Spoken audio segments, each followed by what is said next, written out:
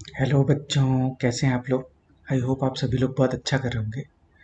आज का जो मैं कॉन्सेप्ट लेके आया हूँ, देखो एक्चुअली में क्या है कि केमिस्ट्री से बहुत बच्चों को डर लगता है। क्यों? उसका एक रीज़न है कि हमें बहुत सारे फॉर्मूलेज जो है वो याद करने पड़ते हैं।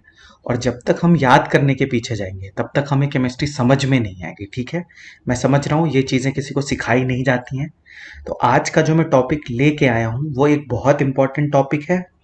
और ये जो टॉपिक है बेटा, ये नाइन्थ के बच्चों के लिए भी इम्पोर्टेंट है, टेंथ के बच्चों के लिए भी इम्पोर्टेंट है, इलेवेंथ के बच्चों के लिए भी इम्पोर्टेंट है, और मैं मान के चलता हूँ कि ट्वेल्थ के बच्चों को ये चीज़ें आती होंगी। तो जो जेई और नीट की तैयारी कर रहे हैं, या इलेवेंथ में है या फिर ट्वेल्थ में है, अगर आपको नहीं आता है तो आप प्लीज़ ये वीडियो देखो। आप एक बार इनऑर्गेनिक कंपाउंड की नेमिंग अगर समझ गए तो आपके लिए केमिस्ट्री धीमे धीमे बहुत ईजी हो जाएगी। क्योंकि देखो, जैसे इलेवेंथ वाले बच्चे हैं, उनको मोल कॉन्सेप्ट में क्वेश्चन आते हैं, जैसे कि calcium carbonate on heating gives this and this. अगर आपको यही नहीं पता है कि कैल्शियम कार्बोनेट होता क्या है, तो आप उसकी रिएक्शन कैसे लिखोगे और फिर मोल कॉन्सेप्ट अप्लाई कैसे करोगे। इसी तरह 9 10th के बच्चों को रिएक्शन लिखने को दी जाती है कि मान लो कैल्शियम कार्बोनेट रिएक्ट्स विथ, मान लो, magnesium chloride, what will be the product. तो तुम्हें पहले कैल्शियम कार्बोनेट का फॉर्मूला पता होना चाहिए, मैग्नीशियम क्लोराइड का फॉर्मूला पता होना चाहिए, तभी आप वो चीज़ें कर सकते हो। और आप बहुत सारे फॉर्मूले याद नहीं कर सकते।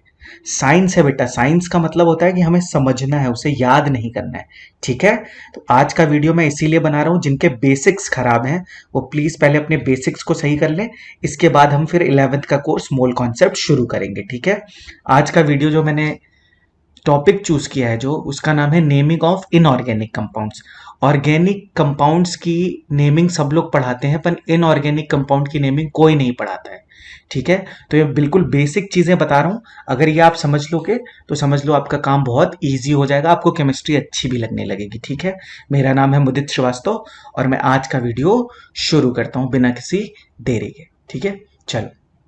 सबसे पहले मान लो अगर मेरा क्वेश्चन हो कि अगर मैं तुमसे पूछूं कि एक, मैं पहले तुम्हें कुछ टाइप्स दिखा देता हूँ ऑर्गेनिक कंपाउंड के। जैसे देखो, टाइप वन मैं बताता हूँ। टाइप वन देखो, तुम्हें पहले मैं तुम्हें टाइप में समझा रहा हूँ, उसके बाद मैं इसकी तुम्हें नेमिंग बताऊंगा। जैसे मान लो तुम्हें कभी दिखे NaCl, KCl, MgCl2, या मान लो तुम्हें दिख जाए Li3n। तो ये इसमें देखो क्या है, इसमें एक कैटायन है और एक सिंपल एनायन है। तो ये मैंने रखा है टाइप वन में। तुम टाइप टू देखो, अभी तुम्हें सब चीजें बताऊंगा, कैसे मैंने टाइप वन लिखा, कैसे मैंने टाइप टू लिखा। पहले तुम समझ लो मैं क्या करना चाह रहा हूँ। पहले मैं इसको डिस्ट्रीब्यूट कर रहा हूँ चार डिफरेंट कैटेगरीज में, फिर मैं बताऊंगा कैसे मैंने डिस्ट्रीब्यूट किया है। दूसरा टाइप देखो, तुमने ऐसे कंपाउंड्स देखे होंगे, ऐसे कंपाउंड जिसमें उनकी वेरिएबल वैलेंसी होती है। जैसे तुमने FeCl2 भी देखा होगा और FeCl3 भी देखा होगा।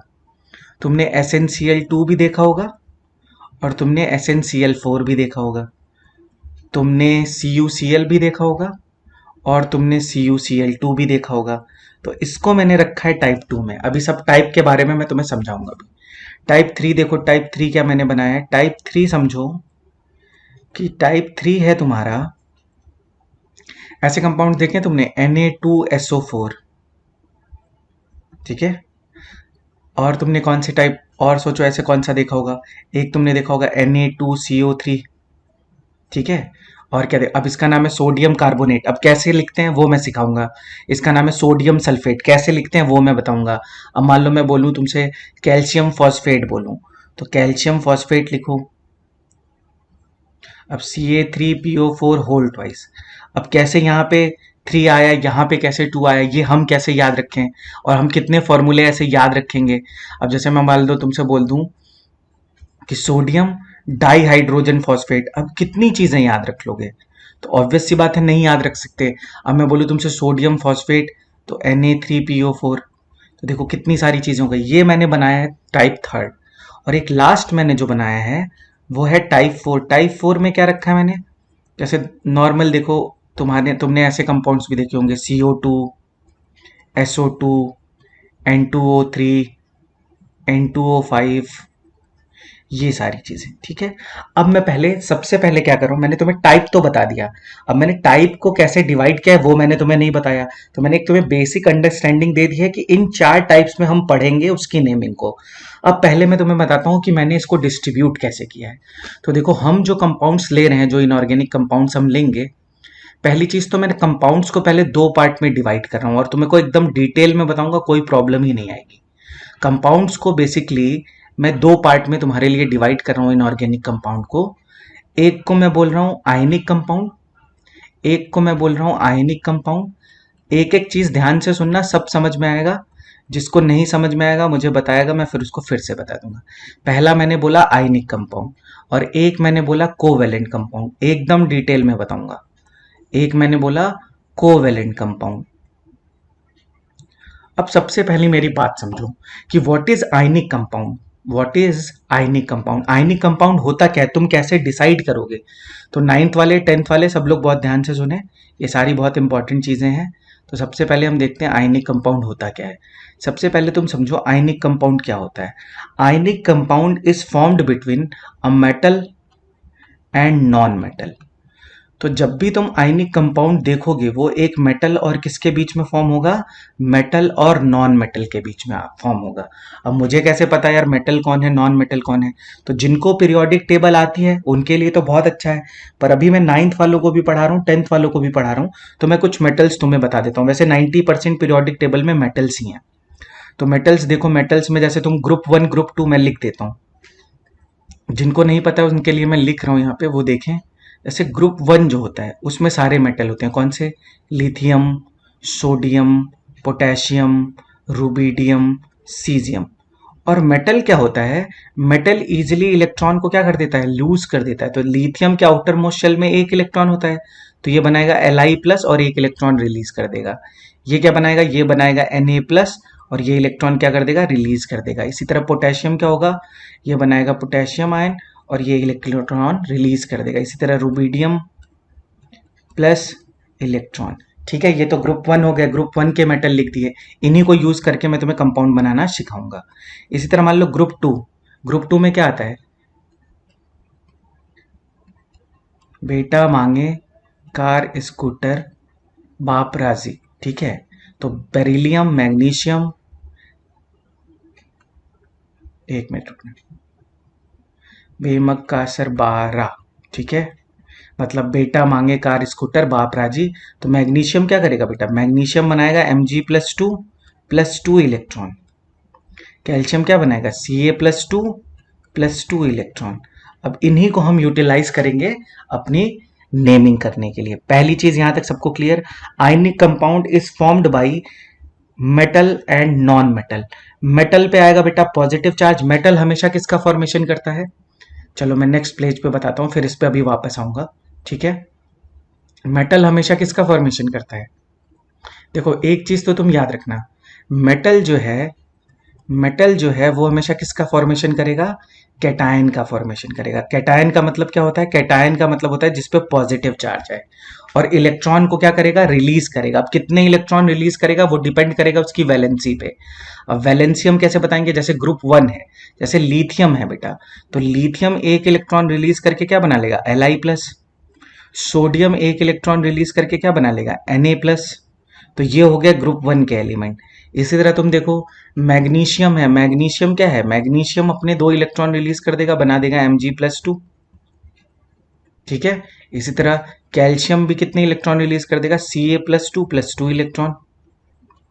तो ये चीजें तुम्हें पता होना चाहिए कि जो मेटल है उसी को, मेटल क्या होता है, metal is electropositive in nature. तो ये इलेक्ट्रोपॉजिटिव होता है, जो इलेक्ट्रोपॉजिटिव होता है वो इजीली इलेक्ट्रॉन को क्या कर देता है, रिलीज कर देता है। ये इलेक्ट्रोपॉजिटिव होता है। मेरी बात यहां तक सबको समझ में आ गई होगी कि मेटल हमेशा क्या करेगा, मेटल जो है वो इलेक्ट्रॉन को रिलीज करेगा। ठीक है, अब ध्यान से देखो, जो नॉन मेटल होगा, जो नॉन मेटल होगा, जो नॉन मेटल होगा वो इलेक्ट्रॉन को गेन करेगा और किसका फॉर्मेशन करेगा, एनायन का फॉर्मेशन करेगा।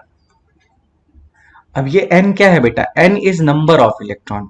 ठीक है, n is number of electron, तो इससे कंफ्यूज मत होना, n is number of electron. किसका फॉर्मेशन कर लेगा, एनायन का फॉर्मेशन कर लेगा। जैसे मैं तुम्हें बताऊं, जैसे मान लो क्लोरीन है, क्लोरीन बेटा नॉन मेटल है, एक इलेक्ट्रॉन गेन करेगा और बना लेगा Cl-। पहले तो ये बात समझ लो। दूसरा देखो, अगर मान लो तुम ऐसे सोचो कि ऑक्सीजन है, मान लो ऑक्सीजन ने 2 इलेक्ट्रॉन गेन किया और बना लिया O-2। ये देखो, इसी तरह फ्लोरीन है, मान लो फ्लोरीन ने 1 इलेक्ट्रॉन गेन किया तो ये बना लेगा F-। अब कौन 1 इलेक्ट्रॉन गेन कर रहा है, कौन 2 इलेक्ट्रॉन गेन कर रहा है, वो उसकी वैलेंसी पे डिपेंड करेगा। इसको हम बोलते हैं इलेक्ट्रोवैलेंसी। ठीक है, कितने इलेक्ट्रॉन हमने गेन किए। तो जो ग्रुप 17 वाले होते हैं बेटा, वो 1 इलेक्ट्रॉन गेन करते हैं और उस पर एक सिंगल चार्ज आता है। ठीक है, ये चीज सबको आगे धीमे धीमे पता चल जाएगी, अभी मेरा टॉपिक वो नहीं है। ठीक है, इसी तरह मान लो ब्रोमीन है, तो ब्रोमीन जब 1 इलेक्ट्रॉन गेन करेगा तो वो बना लेगा Br-।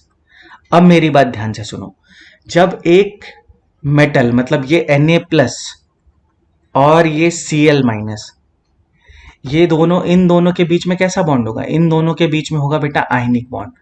और ऐसे कंपाउंड्स जिनमें होता है क्या, आयनिक बॉन्ड, उसको हम क्या बोलते हैं, आयनिक कंपाउंड। तो तुम इसको ऐसे भी रिप्रेजेंट कर सकते हो और तुम इसको ऐसे भी रिप्रेजेंट कर सकते हो, NaCl।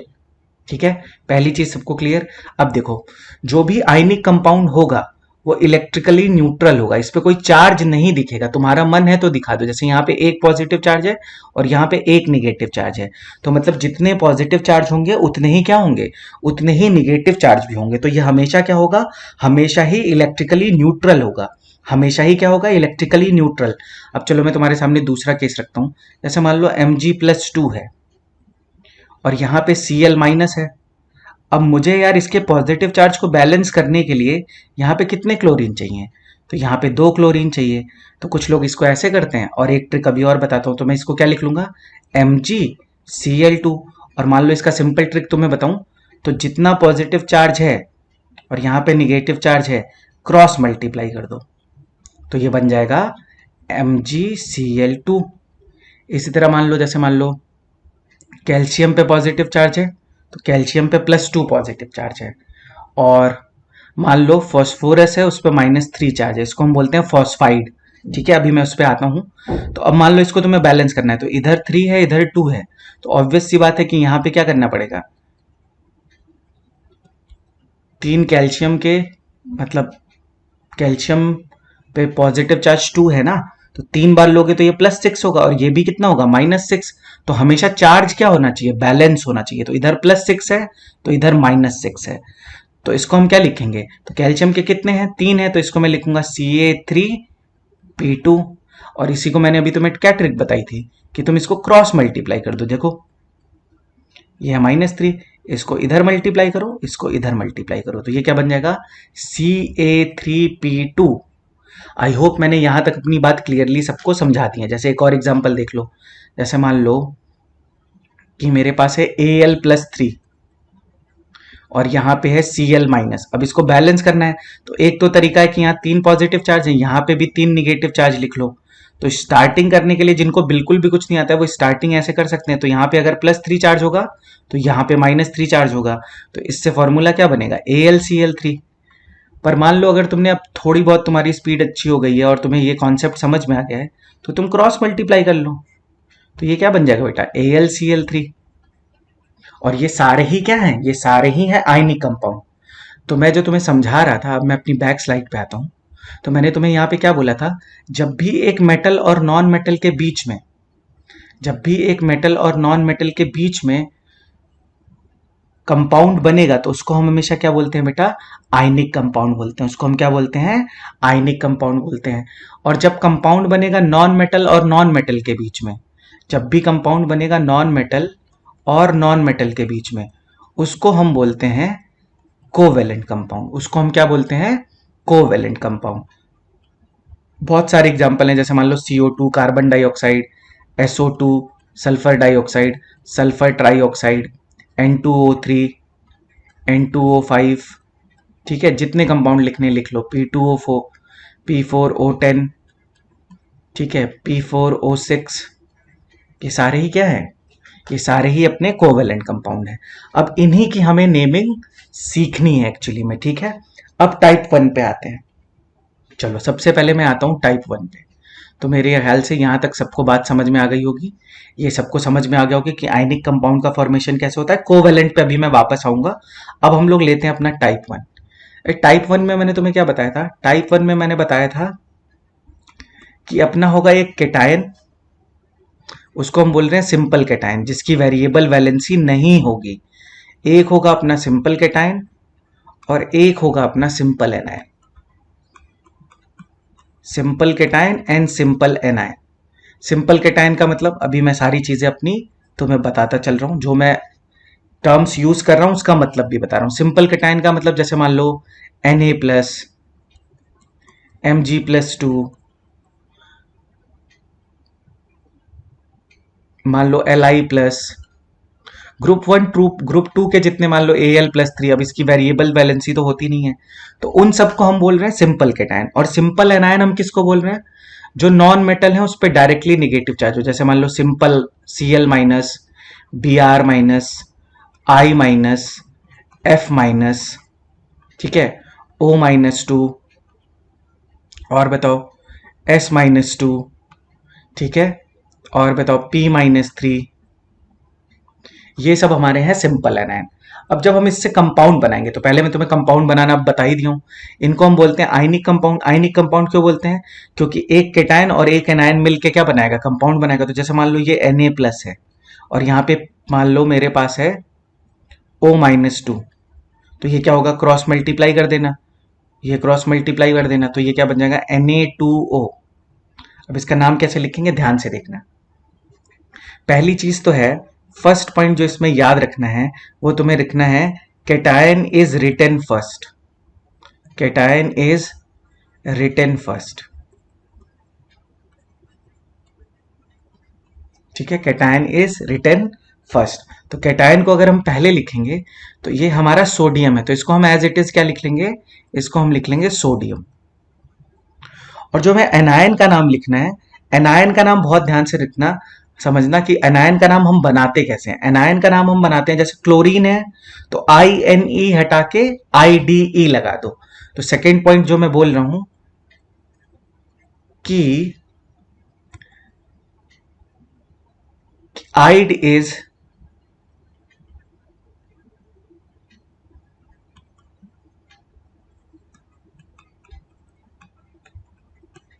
Eyed is written in the name of anion. अब इसका मतलब क्या है वो मैं समझा देता हूं।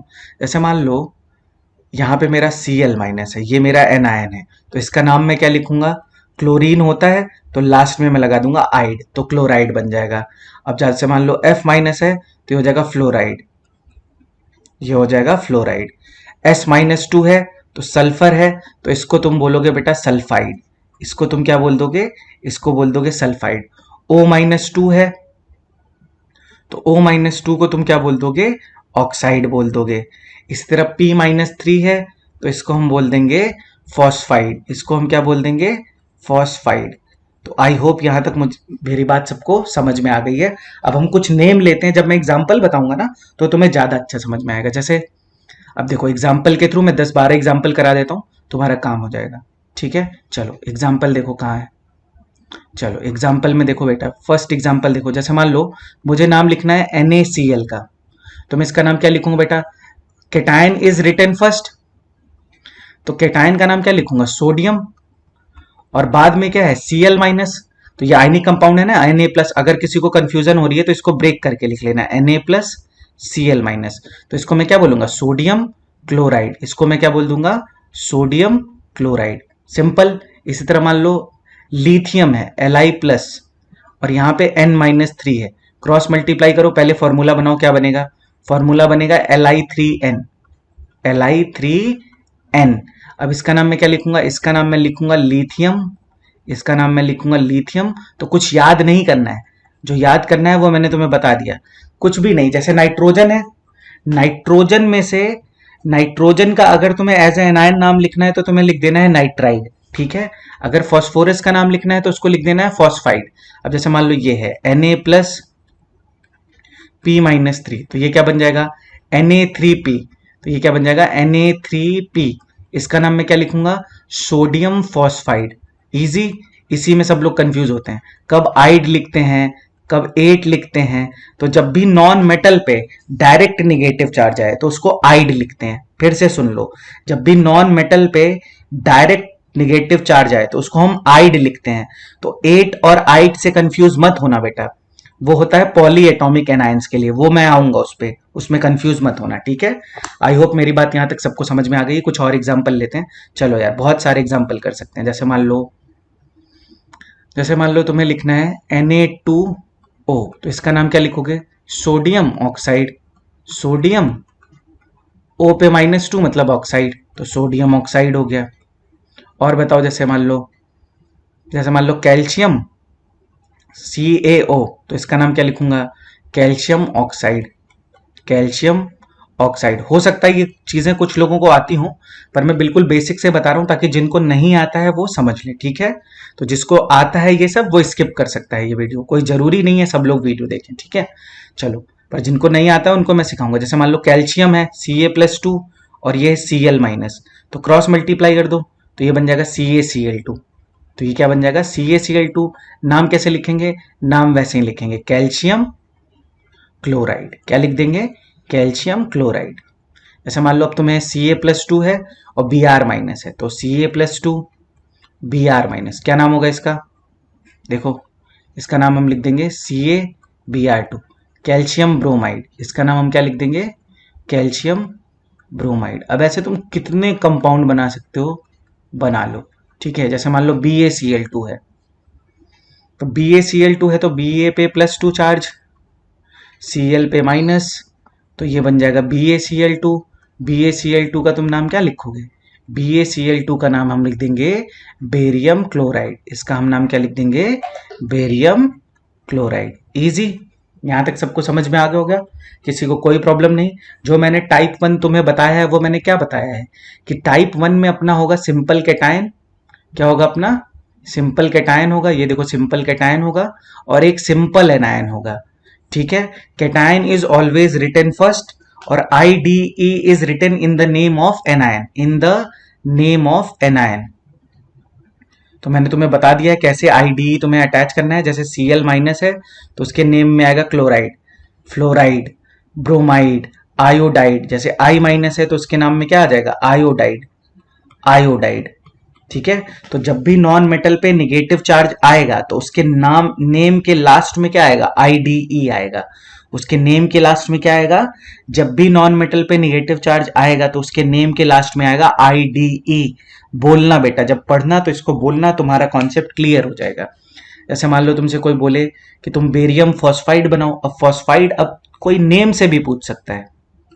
जैसे नेम से पूछे तो कंफ्यूज मत होना। जैसे मान लो बेरियम है तो ग्रुप 2+2 और फॉस्फाइड मतलब -3, तो ये बना देना। तो ये क्या बन जाएगा? Ba3P2। तो इसका नाम मैं क्या लिख दूंगा? बेरियम फॉस्फाइड लिख दूंगा। इसका नाम मैं क्या लिख दूंगा? बेरियम फॉस्फाइड लिख दूंगा। अब तुम घर पे बैठना ऐसे ही इसके ग्रुप टाइप 1 की प्रैक्टिस खुद से करना, ठीक है। चलो अब मैं टाइप 2 पे आता हूं। टाइप 2 थोड़ा सा इंटरेस्टिंग है, उसको हम समझेंगे, ठीक है। टाइप 2 में क्या होगा? टाइप 2 में जो केटायन होगा, बहुत ध्यान से समझो, जो केटायन होगा और एक होगा तुम्हारा एनायन। एनायन तो हमें अभी सिंपल ही लेना है, तो एनायन अपना सिंपल है। पर जो केटायन होंगे वो मेटल जो है वेरिएबल वैलेंसी शो करेंगे। मतलब वेरिएबल वैलेंसी का शो करने का मतलब, ऐसे Fe+2 भी पॉसिबल है और Fe+3 भी पॉसिबल है, ठीक है। इसी तरह तुम्हें पता होगा Sn+2 भी पॉसिबल है और Sn+4 भी पॉसिबल है। इसी तरह तुम्हें पता होगा कि Pb+2 भी पॉसिबल है और Pb+4 भी पॉसिबल है। तो ये चीज हम समझ गए कि इस बार हम जो केटायन लेंगे उसकी वेरिएबल वैलेंसी है। वेरिएबल वैलेंसी होने का मतलब क्या होता है कि वैलेंसी चेंज हो सकती है, +2 भी हो सकती है, +3 भी हो सकती है, Sn की +2 भी हो सकती है, +4 भी हो सकती है। इसी तरह तुम्हें पता होगा कि कॉपर की +1 भी होती है और कॉपर की +2 भी होती है वैलेंसी, ठीक है। इसको हम बोलते हैं बेटा वेरिएबल वैलेंसी। तो इसमें हमें दो केस पढ़ना है। एक तो इसको लिखने का ओल्ड ओल्ड फॉर्मेट है, तो एक ओल्ड फॉर्मेट बता देता हूं पहले। ओल्ड फॉर्मेट में क्या होता था? देखो, ओल्ड फॉर्मेट में जो अपनी लोअर ऑक्सीडेशन स्टेट है, ऑक्सीडेशन स्टेट या तो तुम वैलेंसी बोल लो, जैसे मान लो जो लोअर वैलेंसी है तो मैं उसको ऑक्सीडेशन स्टेट बोल रहा हूं, तो कोई कंफ्यूज नहीं होगा, आगे चल के तुम्हें पता चल जाएगा कि क्या होता है ऑक्सीडेशन स्टेट। अभी तुम समझ लो जो इसके ऊपर नंबर लिखा है उसको हम बोल रहे हैं ऑक्सीडेशन स्टेट, या तुम समझ लो लोअर नंबर होगा यहाँ पे तो उसके नेम के लास्ट में लिखेंगे अस, बहुत ध्यान से सुनना। और अगर हाइयर ऑक्सीडेशन स्टेट होगा, अभी मैं जब एग्जांपल बताऊंगा ना तो तुम्हें क्लियर हो जाएगा, ये सब तो बस बोलने वाली बातें हैं। तो उसके लास्ट में आएगा एक। अब इसका मतलब क्या है? अब इसका मतलब तुम समझो एग्जाम्पल से। एग्जाम्पल देखो, ओल्ड फॉर्मेट और न्यू फॉर्मेट में मैं पहले तुम्हें एग्जाम्पल में देखो। जैसे मान लो अगर मैं Fe+2 बोलूं तो इसका नाम क्या होगा बेटा? इसका नाम होगा फेरस। इसका नाम क्या होगा? फेरस। तो लास्ट में देखो क्या आ रहा है? अस आ रहा है। और अगर मैं Fe+3 लिखूं तो इसका नाम क्या होगा बेटा? इसका नाम होगा फेरिक। इसका नाम क्या होगा? फेरिक। ठीक है, ये बात सबको क्लियर? नेक्स्ट देखो और एग्जाम्पल देखो। जैसे मान लो मैं बोलूं Cu+, तो छोटी वैलेंसी है, +1 है, तो इसको मैं लिखूंगा क्यूप्रस। इसको मैं लिखूंगा क्यूप्रस। और अगर मान लो मैं Cu+2 लिखूंगा तो उसको मैं लिखूंगा क्यूप्रिक। उसको मैं क्या लिखूंगा? क्यूप्रिक। तो मैं यहीं पे लिख दे रहा हूं, ये तुम्हारे लिए इंपॉर्टेंट है, ठीक है? Cuprous cuprous, cuprous cupric. इसी तरह मान लो Sn+2 है तो इसको हम लिखते हैं स्टेनस। इसको हम लिखते हैं स्टेनस, ठीक है? और Sn+4 होगा तो उसको हम लिखेंगे स्टेनिक। उसको हम लिखेंगे स्टेनिक। यहां तक सबको क्लियर है? स्टेनिक तक सबको क्लियर है? इसी तरह मान लो Pb होगा अगर, तो Pb को हम बोलते हैं, Pb+2 को हम बोलते हैं प्लम्बस। इसको हम क्या बोलते हैं? प्लम्बस बोलते हैं। अस लग रहा है लास्ट में। और अगर मैं Pb+4 लिखूंगा तो उसको मैं बोलूंगा प्लम्बिक। उसको मैं क्या बोलूंगा? उसको मैं बोलूंगा प्लम्बिक। तो देखो जो हाइयर ऑक्सीडेशन स्टेट है उसमें आईसी आ रहा है, कितनी सिंपल सी बात है, और हम यही याद करने बैठ जाते हैं। और जो लोअर ऑक्सीडेशन स्टेट है उसमें अस आ रहा है, ठीक है? उसमें क्या आ रहा है? अस आ रहा है। इसी तरह कुछ और तुम्हें लिख देता हूं ताकि आगे याद रहे। ऐसे मान लो Hg2+2, इसको हम बोलते हैं मर्क्यूरस। इसको हम क्या बोलते हैं? इसको हम बोलते हैं मर्क्यूरस। तो ये है अपना मर्क्यूरस। तो लास्ट में देखो अस आया। और एक है तुम्हारा Hg+2, इसको, ये सारी ही तुम्हें बार बार देखने को मिलेंगे। इसको हम बोलते हैं मर्क्यूरिक। इसको हम क्या बोलते हैं? इसको हम बोलते हैं मर्क्यूरिक। तो ये हो जाएगा तुम्हारा मर्क्यूरिक, क्यूरिक, ठीक है? इसी तरह मान लो तुम्हारा, अगर तुम्हें गोल्ड पता हो तो गोल्ड को ऑरम भी बोलते हैं। तो अगर Au पे +1 चार्ज होगा तो इसको हम बोलेंगे ऑरस। इसको हम बोलेंगे ऑरस। और अगर Au पे +3 चार्ज होगा तो उसको हम बोलेंगे ऑरिक। इसको हम क्या बोलेंगे? इसको हम बोलेंगे ऑरिक। ये चीजें मेरे ख्याल से सबको क्लियर हो गई होंगी। एक को बोलते हैं ऑरस, एक को बोलते हैं ऑरिक। Sn+2 को बोलते हैं स्टेनस, Sn+4 को बोलते हैं स्टेनिक, Fe+2 को बोलते हैं फेरस, Fe+3 को बोलते हैं फेरिक, Cu+ को बोलते हैं क्यूप्रस, Cu+2 को बोलते हैं क्यूप्रिक। आई होप यहां तक सबको समझ में आ गया होगा। अब इसका न्यू फॉर्मेट देखो कि केटायन को लिखने का न्यू फॉर्मेट क्या है। न्यू फॉर्मेट बेटा बहुत इजी है, पर मैं बताऊं एग्जाम में कोई भी चीज लिखी हो सकती है, इसीलिए कंफ्यूज मत होना, ठीक है? देखो न्यू फॉर्मेट बहुत इजी है, न्यू फॉर्मेट बनाया इसीलिए गया है। न्यू फॉर्मेट देखो, जैसे मान लो Fe+2 होगा तो कुछ नहीं करना है, इसको ऐसे लिखते हैं आयरन। और जो इसका ऑक्सीडेशन स्टेट है, जो चीज यहां लिखी है उसको ब्रैकेट में लिख देते हैं रोमन न्यूमरल्स में। तो इसको बस ऐसे लिख देंगे आयरन 2। अब इसका जैसे Fe+3 है तो इसको लिख देंगे आयरन 3। बस इतना सा काम करना है, बाकी कुछ है ही नहीं। अब इसी तरह मान लो तुम्हारा स्टेनस है, स्टेनस को हम टिन भी बोलते हैं। जैसे Sn+2 है तो इसको तुम ऐसे लिख लो tin2। और इसी तरह मान लो तुम्हारा Sn+4 है तो इसको तुम लिख लो tin और ब्रैकेट में लिख दो 4, बट रोमन न्यूमरल्स में लिखना, ठीक है? अब जैसे मान लो Pb+2 है तो Pb+2 को हम बोलते हैं लेड। तो मैं सारी चीजें तुम्हें बता दे रहा हूं, कभी कंफ्यूजन नहीं होगी और कभी याद करने नहीं जाओगे, ठीक है? मैं याद करने पे भरोसा नहीं रखता हूं। Pb+2 लेड 2 और Pb+4 लेड 4, बस इतना सा काम करना है। और वहां पे क्या करना था, लोअर ऑक्सीडेशन स्टेट के साथ अस लगाना था और हाइयर ऑक्सीडेशन स्टेट के साथ एक लगा लेना था। यहां पे बेटा और इजी कर दिया, जो ऑक्सीडेशन स्टेट या जो वैलेंसी तुम जिसको बोलते हो वो हमने ब्रैकेट में रोमन न्यूमरल्स में लिख ली। अब जैसे मान लो तुम्हारा Au है तो Au प्लस है तो इसको तुम लिख लेना गोल्ड 1, और अगर Au+3 होगा तो इसको तुम लिख देना गोल्ड 3। अब तुम्हें जो फॉर्मेट अच्छा लगे, पर एग्जाम में बेटा क्या होता है ना कि वो थोड़ी सी चीजों को ट्रिकी रखने की कोशिश करते हैं, तो मेरे ख्याल से वो यही फेरस फेरिक ऐसे बोलेंगे। तुम्हारे एग्जाम में यही चीजें पूछती हैं, फेरस बताओ, फेरिक बताओ। अब जैसे मान लो Hg2+2 है तो न्यू फॉर्मेट के हिसाब से क्या होगा, इसका नाम हो जाएगा मरकरी 2, मरकरी 2 नहीं, मरकरी+1, तो ये 1 है ना एक्चुअली में, हाँ। और ये Hg+2 जो होगा ये होगा मरकरी 2। इजी। अब बेटा इस तरह से तुम कर लेना, इजी है। अब यहां तक आ गया तुम्हें।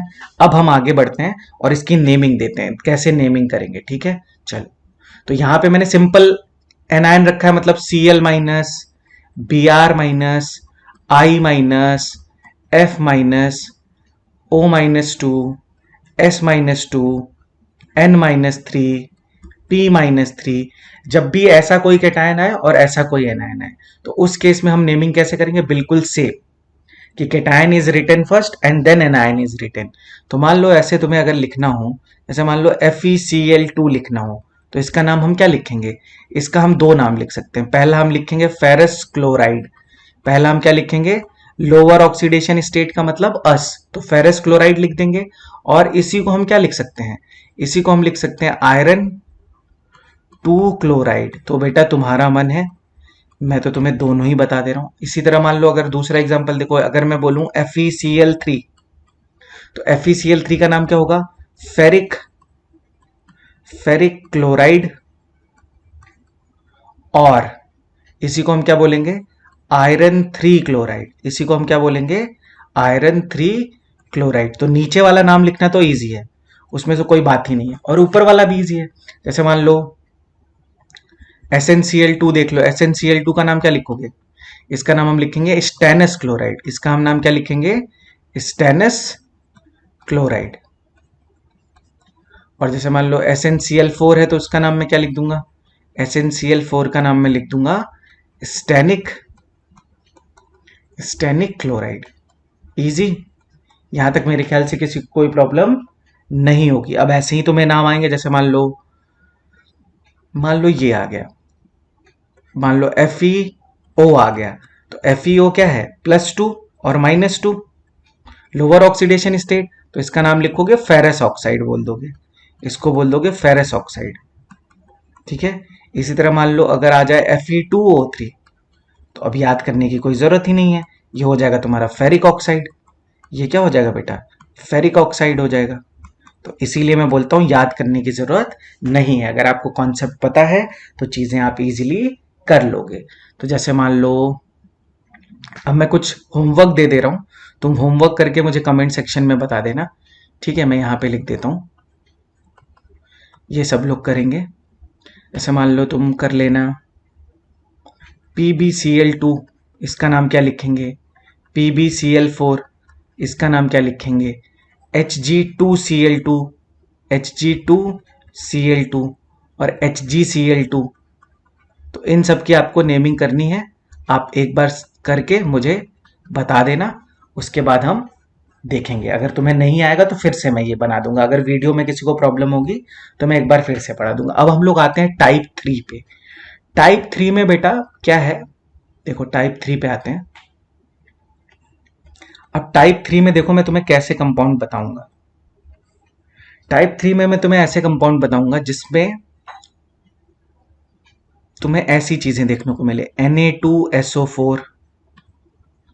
अब हमें केटायन का नाम लिखना आ गया है, एनायन का भी नाम लिखना आ गया है। अब हम दूसरा केस देख रहे हैं, या हमें ऐसा दिखे Na2CO3। अब ये पूरा CO3 जो है ये कंप्लीट एनायन है और इसको हम बोलते हैं पॉली एटॉमिक एनायन। इसको हम क्या बोलते हैं, अगर इसको तुम ब्रेक करोगे बेटा तो ये तुम्हें कुछ ऐसा दिखेगा, 2Na प्लस प्लस SO4-2। देखो हमेशा पॉजिटिव और निगेटिव चार्ज क्या होगा, बैलेंस होगा। इसी तरह अगर तुम इसे ब्रेक करोगे तो ये बनेगा 2Na प्लस प्लस CO3-2। तो ये देखो CO3-2 जो ये कंप्लीट है, इसको हम बोलते हैं पॉली एटॉमिक एनायन। इसको हम क्या बोलते हैं बेटा, इसको हम बोलते हैं पॉली एटॉमिक एनायन। मतलब इस एनायन में more than one atom present है। इसी तरह देखो SO4-2 जो है, इसको हम क्या बोलेंगे, इसको भी हम बोलेंगे पॉली एटॉमिक एनायन। तो अब जो हमने केस लिया है, टाइप थर्ड लिया है, उसमें हमारा सिंपल एनायन भी हो सकता है, सॉरी उसमें हमारा सिंपल केटायन हो सकता है और पॉली एटॉमिक एनायन हो सकता है। ठीक है, अब इसको हम पहले समझ लेते हैं कि ये एनायन बना कैसे। अब मैं थोड़ा डिटेल में जा रहा हूं, सब लोग ध्यान से समझेंगे। देखो बेटा, मैं तुम्हें सिंपल सी चीज बताता हूँ कैसे पॉली एटॉमिक आयन, मान लो तुम्हें डेराइव करना है, तुम दोनों डायरेक्शन में जा सकते हो। जैसे मान लो ये सबको पता होगा कि H2SO4 को हम क्या बोलते हैं बेटा, सल्फ्यूरिक एसिड। क्या बोलते हैं, सल्फ्यूरिक एसिड बोलते हैं। अब मेरी बात ध्यान से सुनना, इससे तुम एक H प्लस रिमूव कर दो तो ध्यान से देखना क्या बनेगा, HSO4-। अब इसको तुम क्या बोलोगे, एक एसिड से। अब मैं यहां पे एक छोटी सी ट्रिक लिख रहा हूं जो तुम्हें याद रखनी है। जब भी हम एक एसिड से, ध्यान से सुनना, H प्लस रिमूव करते हैं तो मेरा जो सॉल्ट बनता है उसके लास्ट में आता है 8। और जब हम अस एसिड से, अभी मैं इसके बहुत सारे एग्जाम्पल दूंगा, परेशान मत होना, से H प्लस रिमूव करता हूं तो उसके नेम में लास्ट में आता है 8। ठीक है, ये बात अभी मैं प्रूव करके दिखाता हूं कैसे। जैसे इसका नाम अगर हम लिखेंगे तो अब ध्यान से देखो, एक एसिड से क्या बनेगा 8, तो ये बन जाएगा सल्फेट। और यहां पे एक हाइड्रोजन है तो इसका हम नाम लिखेंगे हाइड्रोजन सल्फेट, हाइड्रोजन सल्फेट। और इसी को एक और H प्लस अगर मैं यहां पे रिमूव कर दूं तो क्या बन जाएगा, देखो SO4-2। इसको हम क्या बोलते हैं बेटा, इसको हम बोलते हैं सल्फेट। इसको हम क्या बोलते हैं, सल्फेट। दूसरी चीज, अगर सल्फेट में तुम H प्लस ऐड कर दोगे, एक H प्लस ऐड करोगे तो तुम्हारा बन जाएगा HSO4-, और फिर एक और H प्लस ऐड कर दोगे तो बन जाएगा H2SO4। तो सल्फेट से हमेशा एक एसिड बनेगा और आइड से हमेशा अस एसिड बनेगा। तो SO4-2, अभी बहुत सारे बताऊंगा, अब एकदम कंफ्यूज नहीं होना है, लिखवा भी दूंगा और बोलोगे तो PDF में तुम्हें लिस्ट भी दे दूंगा, पर पहले समझ लो। इसी तरह देखो, जैसे मैं मान लो बोलूं कि H2CO3, इसको हम बोलते हैं कार्बोनिक एसिड। इसको हम क्या बोलते हैं बेटा, इसको हम बोलते हैं कार्बोनिक एसिड। तो कार्बोनिक एसिड से अगर H प्लस रिमूव करूंगा, देखो तो मैं बताता चल रहा हूं तुम्हें, H प्लस रिमूव किया तो ये बन गया HCO3-। इसको हम बोलते हैं हाइड्रोजन, और क्योंकि एक एसिड से बनाया है तो इसको बोलेंगे हाइड्रोजन कार्बोनेट। इसको हम क्या बोलेंगे, तो लास्ट में देखो ATE आ रहा है, हाइड्रोजन कार्बोनेट, और इसी को तुम लोग बाई कार्बोनेट भी बोलते हो। फिर माइनस H प्लस करूंगा तो क्या बन जाएगा, तो बन जाएगा CO3-2। इसको हम बोलते हैं बेटा कार्बोनेट। इसको हम क्या बोलते हैं, कार्बोनेट। तो देखो तुम्हें दो आयन, चार आयन तो मैंने ऐसे ही बता दिए कैसे। SO4-2 को हम बोलेंगे सल्फेट। अब यही सब तुम याद करते हो, मैं याद नहीं करता हूं। HSO4- को हम क्या बोलेंगे, हाइड्रोजन सल्फेट, हाइड्रोजन सल्फेट। ऐसे लिस्ट बन जाएगी हमारी, फिर इसको जब हमारा मन करेगा तो हम यूज कर लेंगे, हाइड्रोजन सल्फेट। इसी तरह CO3-2 को हम क्या बोलते हैं, CO3-2 को हम बोलते हैं कार्बोनेट, कार्बोनेट। और HCO3- को हम क्या बोलते हैं, इसको हम बोलते हैं हाइड्रोजन कार्बोनेट, या बाई कार्बोनेट भी कुछ जगह तुम्हें मिल जाएगा। तो देखो इतनी तो लिस्ट बता ही दी मैंने तुम्हें। ठीक है, अब देखो नेक्स्ट, देखो कितने सारे आयन बना सकते हैं। अब देखो, जैसे मान लो H3PO4 है, हो सकता है इसमें से तुम्हें कुछ चीजें ना पता हो, इसीलिए तो मैं बता रहा हूं। इसको हम बोलते हैं फॉस्फोरिक एसिड। इसको हम क्या बोलते हैं, इसको हम बोलते हैं बेटा फॉस्फोरिक एसिड। तो फॉस्फोरिक एसिड में से अगर H प्लस रिमूव करूंगा तो मेरा बन जाएगा H2PO4-। इसको हम बोलेंगे डाई हाइड्रोजन फॉस्फेट। इसको हम क्या बोल देंगे, दो हाइड्रोजन है तो इसको हम बोलेंगे डाई हाइड्रोजन, और PO4- है तो इसको हम बोल देंगे फॉस्फेट। इसको हम क्या बोल देंगे, फॉस्फेट। एक और हाइड्रोजन निकाल दो तो ये बन जाएगा, एक और हाइड्रोजन निकाल दिया तो ये बन जाएगा, हाइड्रोजन बोल लो प्रोटॉन बोल लो, उसमें कंफ्यूज मत होना। तो ये बन जाएगा HPO4-2। इसको हम बोल देंगे हाइड्रोजन फॉस्फेट। इसको हम क्या बोल देंगे, इसको हम बोल देंगे हाइड्रोजन फॉस्फेट। और एक और निकाल दोगे H+, तो क्या बन जाएगा, तो बन जाएगा PO4-3। इसको हम क्या बोल देंगे, इसको हम बोल देंगे फॉस्फेट। तो अब मेरी बात मेरे ख्याल से सबको समझ में आ गई होगी कि हम पॉलीएटॉमिक आयन बनाते कैसे हैं। तो PO4-3 को हम क्या बोल देंगे, PO4-3 को हम बोल देंगे फॉस्फेट। इसी तरह HPO4-2 को हम क्या बोल देंगे, इसको हम बोल देंगे हाइड्रोजन फॉस्फेट। इसको हम क्या बोल देंगे, इसको हम बोल देंगे हाइड्रोजन फॉस्फेट।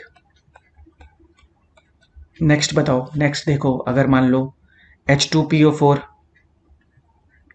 H2PO4- को हम क्या बोल देंगे, डाई हाइड्रोजन फॉस्फेट। अब देखो कितनी चीजें तुम्हारे पास आ गई।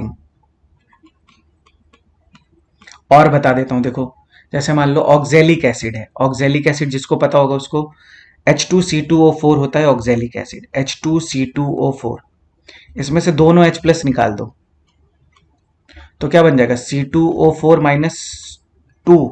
इसको हम बोलते हैं ऑक्जिलेट, ऑक्जिलेट बोलते हैं इसको। इसको हम क्या बोलते हैं, ऑक्जिलेट बोलते हैं।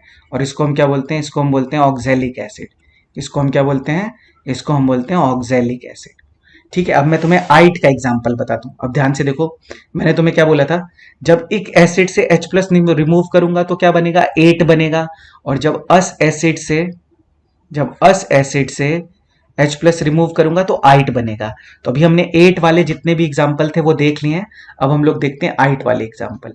ठीक है, अब देखो ध्यान से, जैसे मान लो मैं तुमसे बोलूं कि H2SO3, इसका नाम है सल्फ्यूरस एसिड। इसका नाम क्या है, सल्फ्यूरस एसिड। तो कुछ चीजें तो मैं अपनी ओर से तुम्हें बताता चल रहा हूं।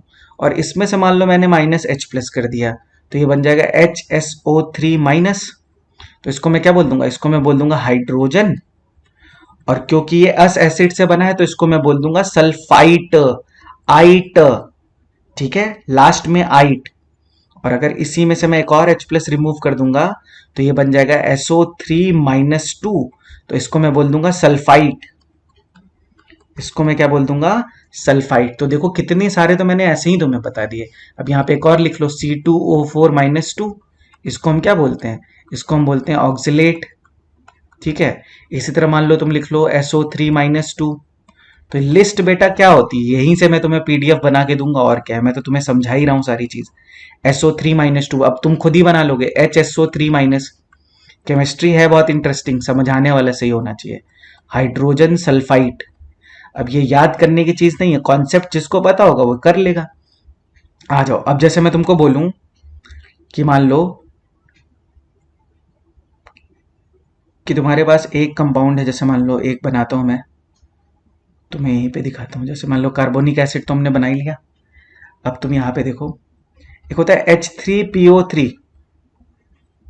तो अब इसमें से एक्चुअली में तीनों H तो निकलेगा नहीं, दो ही H निकलेगा। तो इसमें H+ निकलेगा तो ये बनेगा H2PO3-। और इसमें से एक और H निकल जाएगा तो बन जाएगा HPO3-2। और एक चीज बता दूं, इसमें HPO3-3 नहीं बन सकता क्योंकि इसमें दो आयनाइजेबल H+ होते हैं। वो तुम्हें 11th में पता चलेगा, अभी तो तुम्हें नाम बनाना सीखना है ना। तो इसका नाम मैं क्या लिखूंगा, इसका मैं नाम लिखूंगा डाई हाइड्रोजन। और क्योंकि अस एसिड से बना है तो इसके नाम में आएगा आइट। तो ये बन जाएगा फॉस्फाइट, ITE। और ये क्या बन जाएगा, ये बन जाएगा हाइड्रोजन फॉस्फाइट, फॉस्फाइट, ITE। ठीक है, अभी इतनी लिस्ट याद रखो।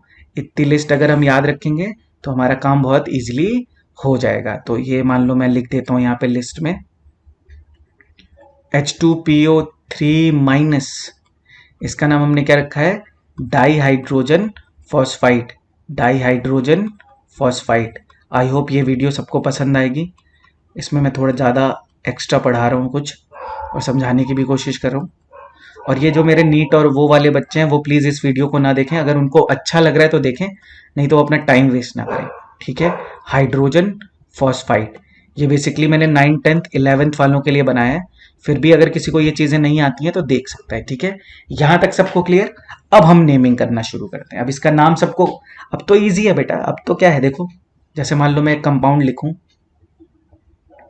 जैसे मान लो मैं लिखूं Na2SO4, तो क्या हो जाएगा? Na2SO4 को कैसे लिखोगे? सोडियम और सल्फेट। क्या है इसमें? अब तुम्हें पता है SO4-2 को हम क्या बोलते हैं? सल्फेट बोलते हैं। और अगर मान लो इस कंपाउंड को मैं ब्रेक करूं, जिसको ब्रेक करना नहीं आता वो भी देख ले, जब मैं इसको ब्रेक करूंगा तो ये जो चीज यहां पे लिखी होती है उसको हम फ्रंट पे ले आते हैं, तो इसका मतलब 2 पॉजिटिव चार्ज है और इस पे चार्ज 1 है। वो मुझे कैसे पता? ये देखो, मैंने क्रॉस मल्टीप्लाई करने को बोला था, यहां पे आएगा चार्ज, यहां पे आएगा चार्ज, और ये बन जाएगा SO4-2। तो बस क्रॉस मल्टीप्लाई कर लेना, और इतनी तो बैलेंस करने आती है यार, चार्ज तो बैलेंस ही कर लेते होगे कि यहाँ पे -2 चार्ज है, तो यहाँ पे बैलेंस करने के लिए 2 तो लिखना ही पड़ेगा ना, 2Na+ लिख देना। तो ये हो गया सोडियम सल्फेट। अभी आगे और बताता हूँ, चलो नेक्स्ट एग्जाम्पल देखो। जैसे मान लो अब तुम्हें बनाना है, मैं बोलूँ कि सोडियम फॉस्फेट का फॉर्मूला लिखो, तो सोडियम क्या होता है? सोडियम इज कैटायन, तो उस पर पॉजिटिव चार्ज लिख लो, और फॉस्फेट पे PO4-3 क्रॉस मल्टीप्लाई कर दो यार। क्या है ये बन जाएगा Na3PO4। और मान लो इसको बैलेंस ब्रेक करना है मान लो, तो ये बन जाएगा 3Na प्लस PO4-3। अब ध्यान से देखो कैसे बैलेंस होगा। यहाँ पे कितने पॉजिटिव चार्ज हैं? 3 पॉजिटिव चार्ज हैं। 3 पॉजिटिव चार्ज कैसे हैं? 1 पॉजिटिव चार्ज है, उसको 3 से मल्टीप्लाई करूंगा तो 3, और यहाँ पे कितने निगेटिव चार्ज हैं? -3, तो न्यूट्रल हो गया ना। अब जैसे मैं बोलूं, इसका नाम क्या लिखेंगे बेटा? इसका नाम लिख देंगे sodium. Cation is written first sodium, और उसके बाद फॉस्फेट, सिंपल फॉस्फेट 8। 8 किससे बना होगा? एक एसिड से। तो कोई ये भी पूछे तो ये भी बता देना यार। चलो और देखो, जैसे मान लो मैं बोलूं कि मान लो कैल्शियम है Ca3PO4 होल ट्वाइस, इसका नाम कैसे लिखेंगे? अब देखो कैल्शियम है, मतलब इसको लिखूंगा मैं कैल्शियम, और PO4-3 इसको मैं क्या लिखूंगा? फॉस्फेट लिखूंगा। तो ये बन गया कैल्शियम फॉस्फेट। अब तुम जितने मन उतने फॉर्मूले बना लो, ठीक है। देखो जैसे मान लो कैल्शियम पे +2 है, और HPO4-2 है। अब इसको तुम क्रॉस मल्टीप्लाई कर लो, तो ये देखो ये क्या बन जाएगा? ये बन जाएगा CaHPO4। अब इसका नाम क्या लिखूंगा? Calcium, calcium hydrogen phosphate. Simple, कुछ भी याद करने की जरूरत नहीं है। जो ट्रिक बताई है उसको याद रखो और अप्लाई करते चले जाओ। अब तुम जितने मन उतने लिखो यार बेटा, मेरे को कोई फर्क नहीं है। जैसे मान लो और ले लो, देखो जैसे अभी मैंने तुम्हें बताया था Fe+2 है और फॉस्फेट है, तो फॉस्फेट पे -3 चार्ज है, क्रॉस मल्टीप्लाई कर दो। तो क्या लिख दूंगा इसे? देखो Fe, ये देखो Fe3PO4 होल ट्वाइस, नाम लिख लो। अस है ये, तो फेरस फॉस्फेट। और अगर इसी को +3 वाला लोगे, तो जैसे मान लो Fe+3 है और ये PO4-3 है, तो ये क्या बन जाएगा? FePO4। इसका नाम क्या लिखूंगा? Ferric phosphate. तो क्या इसमें दिक्कत है? इजी है, +3 है तो फेरिक, और +2 है तो अस, तो फेरस फॉस्फेट हो जाएगा ये। कोई दिक्कत ही नहीं है। बस तुम्हें क्या है, पॉली एटॉमिक एनायंस का नाम क्या है थोड़ा सा पता होना चाहिए। जैसे मैं मान लो बोलूं कि तुमसे मैं बोलूं कि ऑक्जिलेट, फेरस ऑक्जिलेट बोलूं, तो फेरस ऑक्जिलेट बोल रहा हूं, तो फेरस का मतलब क्या हो गया बेटा? Fe+2। समझाते हुए बता रहा हूं। ऑक्जिलेट का मतलब क्या हो गया? C2O4-2। तो देखो क्रॉस मल्टीप्लाई कर लो, ये तो 11th वालों के लिए भी इंपॉर्टेंट है। तो ये बन जाएगा FeC2O4। इसका नाम हम क्या लिख देंगे?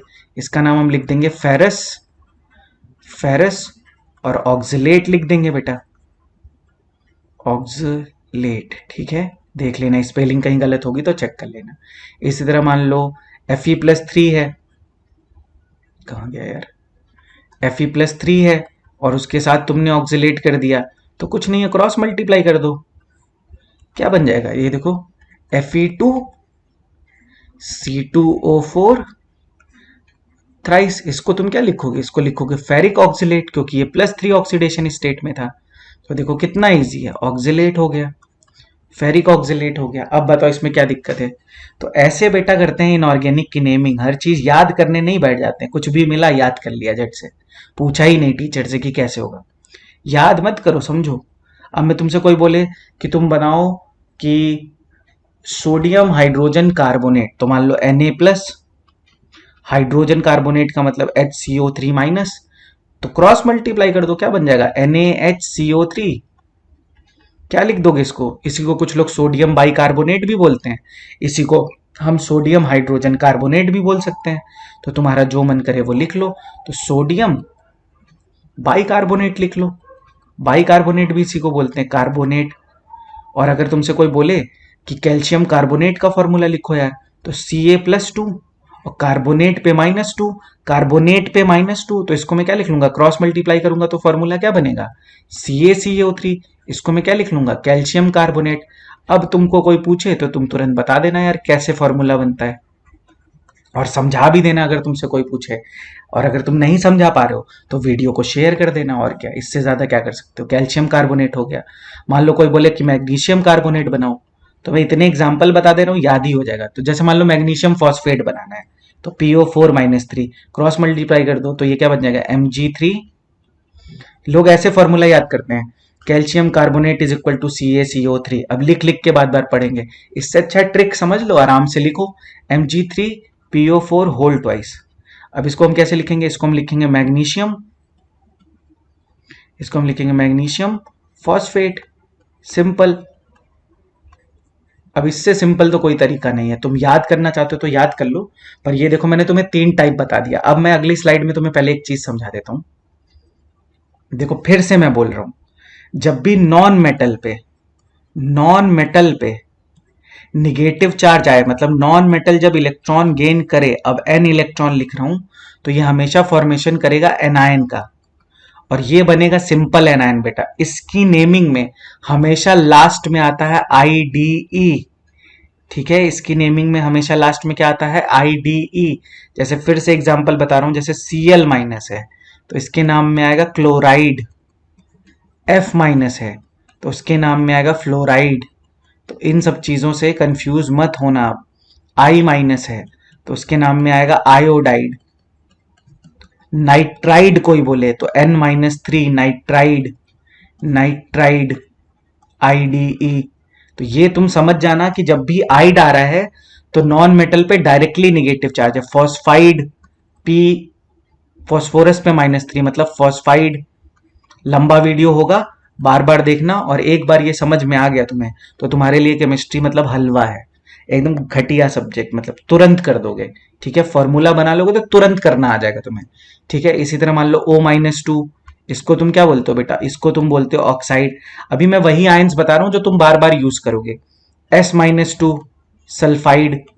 ठीक है, तो इतने आयन तो याद ही रखो। ठीक है, इसके बाद मैंने तुम्हें क्या बोला, जब मैं किसी एक एसिड से H+ रिमूव करूंगा तो हमेशा मेरा क्या बनता है, 8 बनता है, 8 मतलब जैसे मान लो SO4-2, यह है पॉली एटॉमिक एनायन।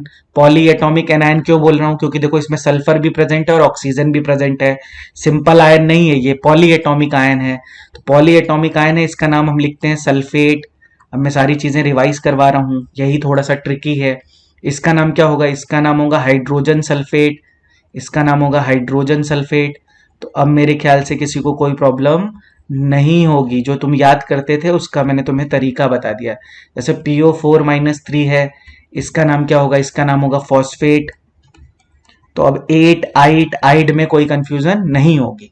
इसी तरह अस एसिड में से अगर मैं H+ रिमूव करूंगा तो उसमें आएगा बेटा आइट, आइट आएगा। जैसे सल्फाइट, आइट और आइड में डिफरेंस है।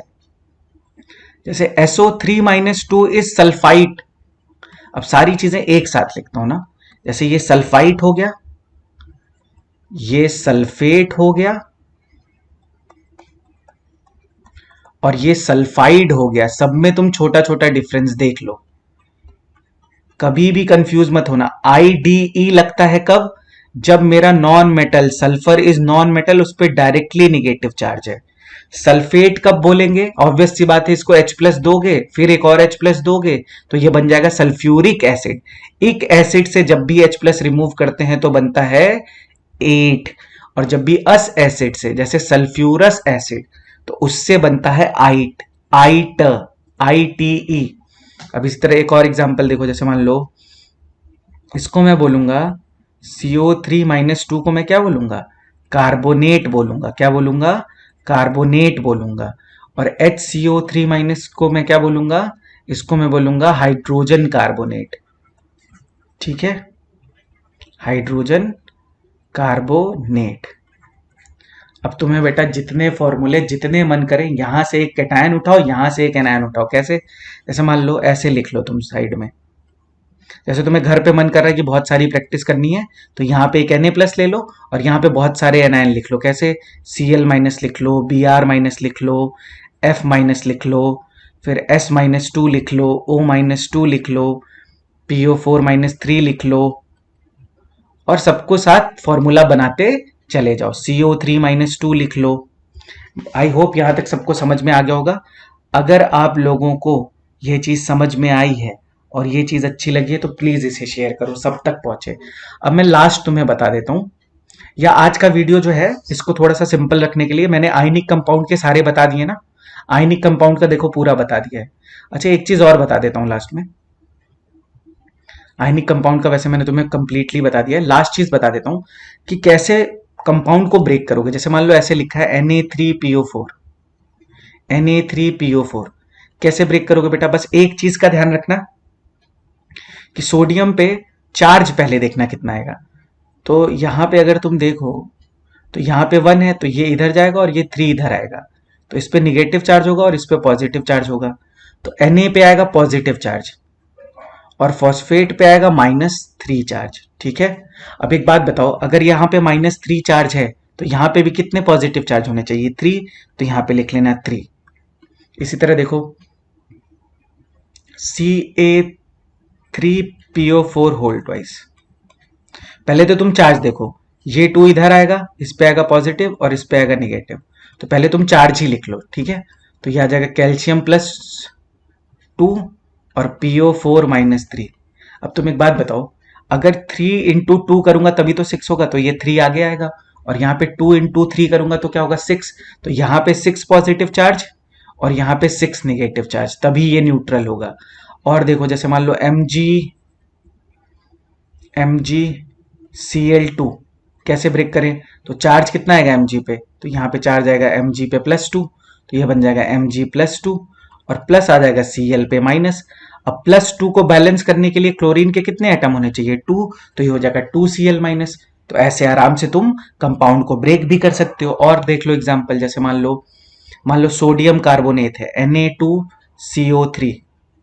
अब तुम्हें पता होना चाहिए कि कार्बोनेट जो है ये पूरा एक एनायन है, तो इसीलिए इसको हम क्या बोलते हैं, पॉली एटॉमिक एनायन बोलते हैं।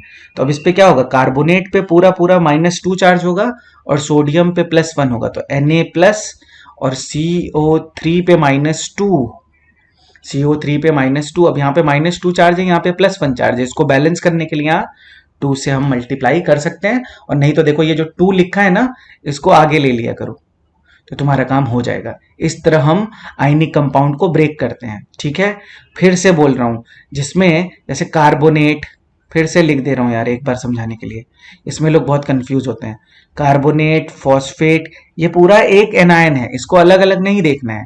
और जैसे मान लो sulphate, SO4- 2, SO3- 2, sulphite, oxalate, ये सब बेटा जो कैटेगरी है ये होती है पॉली एटॉमिक एनायन। इसको हम बोलते हैं पॉली एटॉमिक एनायन। इसको हम क्या बोलते हैं, इसको हम बोलते हैं पॉली एटॉमिक एनायन। तो इसमें कोई कंफ्यूजन की जरूरत नहीं है। आयनिक कंपाउंड्स का नाम तुम्हें लिखना आ गया है, कोवेलेंट कंपाउंड का नेमिंग बहुत इजी होता है। अगर तो लास्ट जो फोर्थ टाइप है, फोर्थ टाइप में हम क्या कर रहे हैं, टाइप 4 जो है वो हमारा रिलेटेड है कोवेलेंट कंपाउंड से, वो हमारा रिलेटेड है कोवेलेंट कंपाउंड से।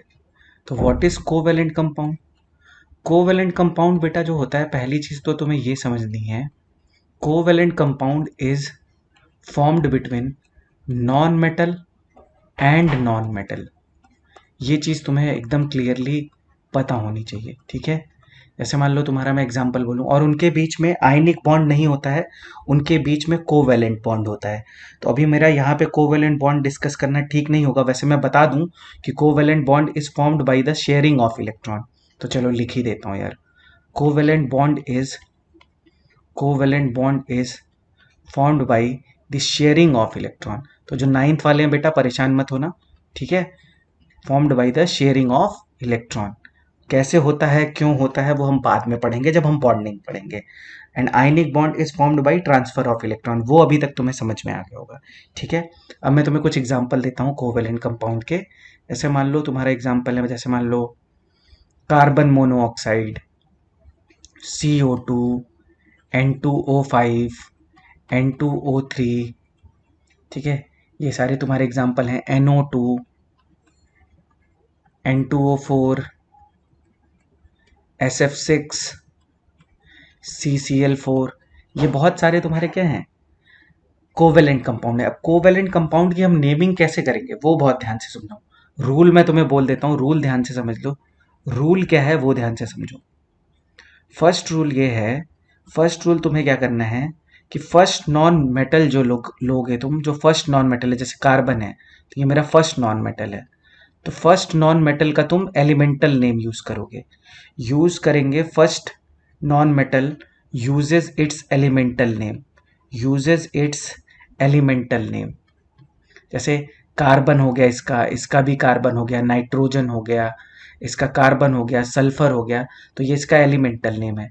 तो first non metal uses its elemental name, ठीक है भाई। सेकंड क्या है, सेकंड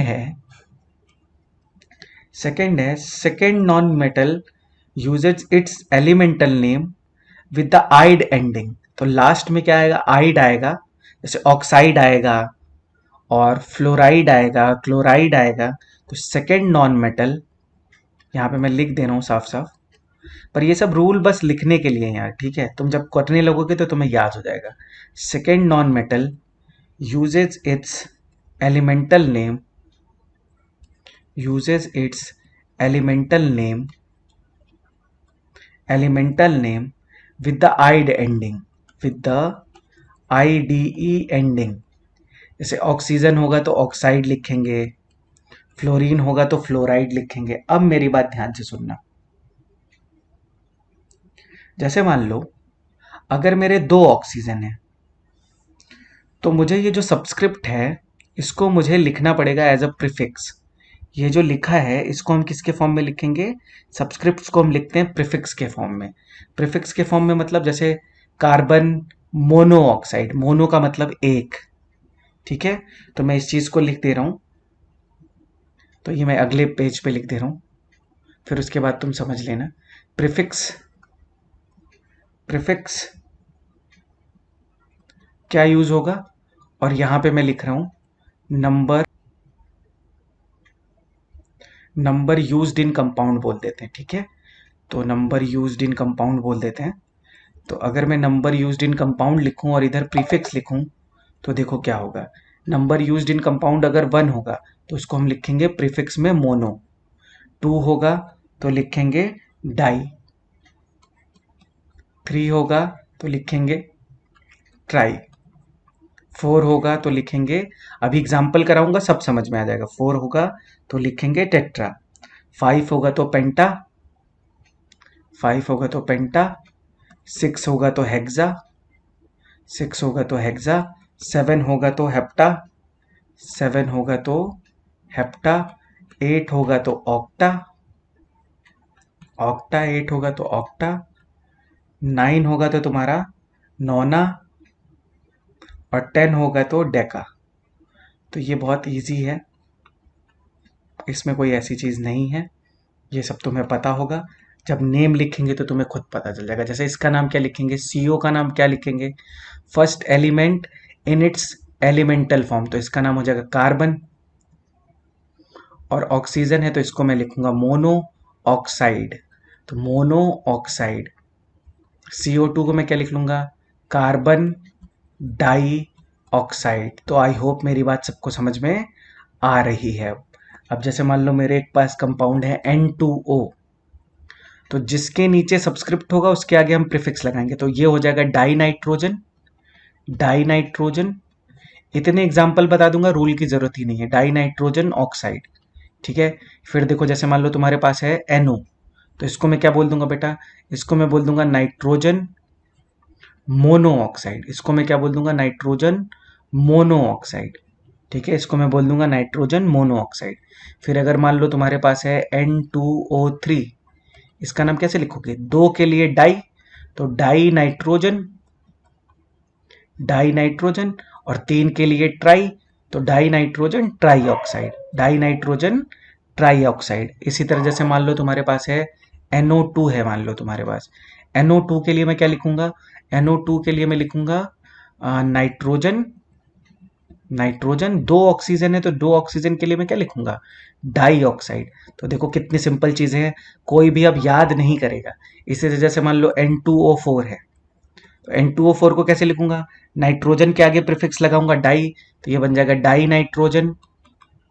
कितने ऑक्सीजन है बेटा, चार है, तो ये हो जाएगा टेट्रा ऑक्साइड, ये हो जाएगा टेट्रा ऑक्साइड।